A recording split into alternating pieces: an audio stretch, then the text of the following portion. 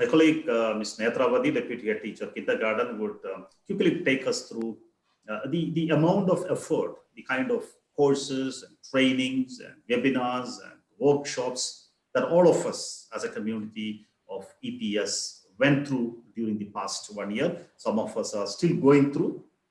Over to you, Ms. Nethravathy. Everyone. Professional development is important because education is ever growing and ever changing field. This means that teachers must be lifelong learners to adapt to the paradigm shift in the field of education, and therefore continuous professional development that results in equipping oneself to be relevant and effective is all the more imperative. With the movement restrictions and school closures resulting from the pandemic, teachers had to rapidly change their ways of working to manage remote teaching and learning within a short period. I'm proud to say that the EPS teachers became trendsetters, at least in Mysore, as far as using technology tools to engage the learners effectively, productively, and meaningfully to the online teaching learning program. Change or perish. Adaptability is a simple secret of success. Every crisis creates an opportunity to learn. Our school is tech-driven and its implementation maximized in this year's teacher-student interface. The skills and competencies required for online teaching are different from that of physical class. The online classes are challenging and students' involvement depends on the preparedness of the facilitator. Just to give you an understanding of the efforts made by the whole school community, I'm giving you the total number of webinars, online courses, and MOOCs we attended. We attended 1,375 webinars and 652 MOOCs. The NCERT and CBSE had organized a series of certificate programs to empower teachers in various areas. Courses ranged from a week to a couple of months. Most of the teachers have completed these courses relevant to their professional practices. New Education Policy, NEP 2020. We conducted a series of webinars across the grades about various aspects of education policy and developed a position paper. This position paper was also shared with CBSE with the recommendations. I'm happy to share that when we made an effort to map the recommendation of the NEP with the approaches and practices that are already in place at EPS, we found that we have already been practicing most of these recommendations. Some of the major programs we attended include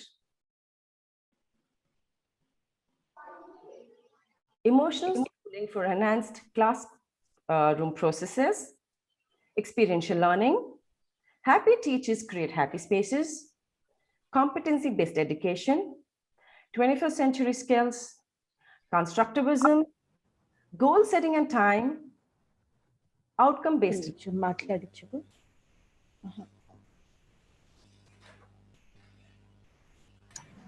Adobe Spark, art integration in teaching and learning and innovation, design thinking, intellectual property rights, learning how to learn, transition from classroom to online teaching, management during pandemic, ICT tools and strategies. I must also mention that we had constituted a production team to come out with videos on variety of subjects and topics, both curricular and co-curricular, to complement and supplement the direct online interaction between the teachers and students. Just giving you a glimpse of the contribution of our production team. LearnZone added to our website was a unique facility that school provided not only for the benefit of our parents and students, but for the general public as well. Digital contents which were fully produced by the teachers were available for primary classes on all subjects aligned with the topics covered in the classroom. In addition to subject-specific videos, we released a good number of videos on yoga, physical education, art, craft, and music for students to practice at home. The popularity of these videos are evident from a large number of views. I'm happy to share with you a few slides that have captured the number of hits to our YouTube channel where all the digital resources have been hosted. As you can see, our channel has close to 7,500 subscribers now, which was less than 1,000 before the Learn Zone was created. It is obvious that more than 2/3 of the subscribers of our channel are non-parents, and they are spread across the globe. Just in the last 1 month alone, a channel had 140,000 visitors, which shows its popularity and relevance.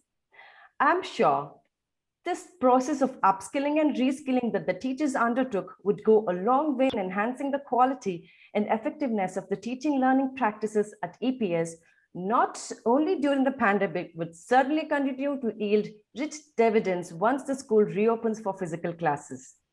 I also take this opportunity to appreciate my colleagues for taking this up as an important responsibility despite all the challenges they had to face during this phase of their teacherhood. My gratitude to our management for providing us with all the facilities to make this all possible. I thank everyone and thank you for being with me through this presentation. Thank you. Thank you. Thank you so much, Netra. That was a wonderful presentation. I am sure our teachers would also be happy to see the outcome of all the efforts that we have taken to upskill and reskill ourselves during the time of the pandemic. And the story doesn't end there, because when it comes to engaging our children online, sir, are you trying to speak something? Yeah, sir? Yes. Yes. The increase in traffic. Sir. Do we know where the traffic is coming from? Are children from other schools as well? Yes. Videos? Yes, and see, more than 2/3 of the subscribers of our channel are not our parents, because we have only 1,600 parents and it is about 7,500. And we just quickly checked the visitors, and it's all over the world. We have a lot of them attending the online classes from US, from UK, from Japan, from Australia, from all over the world. In fact, one of those lessons which has the highest number of hits, one of our Kannada classes which has more than 3 lakh hit. So it's all over the world. People from all across the globe are accessing, because this 140,000 hit is just during the last 1 month after we stopped the online classes.